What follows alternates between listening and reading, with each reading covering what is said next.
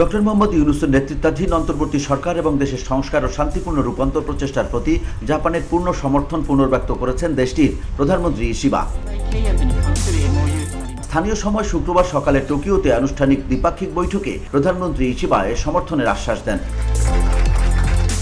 পরে এক যৌথ বিবৃতিতে বলা হয়, প্রধানমন্ত্রী ইশিবা ডক্টর মোহাম্মদ ইউনূসের নেতৃত্বাধীন বাংলাদেশের অন্তর্বর্তী সরকারের রাষ্ট্র গঠনের উদ্যোগ, সংস্কার প্রচেষ্টা ও শান্তিপূর্ণ রূপান্তরের অঙ্গীকারের প্রতি জাপানের পূর্ণ সমর্থন পুনর্ব্যক্ত করেছেন।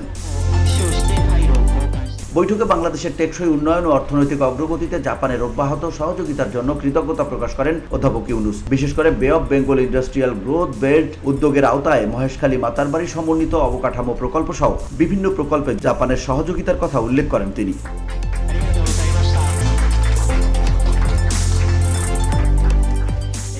স্বাধীনতার পর থেকে দুই দেশের বন্ধুত্বপূর্ণ সম্পর্কের কথা স্মরণ করে উভয় পক্ষ কৌশলগত অংশীদারিত্বের প্রতিশ্রুতি পুনর্ব্যক্ত করে। পাশাপাশি তারা free and open Indo Pacific ধারণার প্রতি সমর্থন জানিয়ে সকলের শান্তি, স্থিতিশীলতা ও সমৃদ্ধি নিশ্চিত করার অভিন্ন লক্ষ্যের কথাও পুনর্ব্যক্ত করেন। VOD Bangla news desk.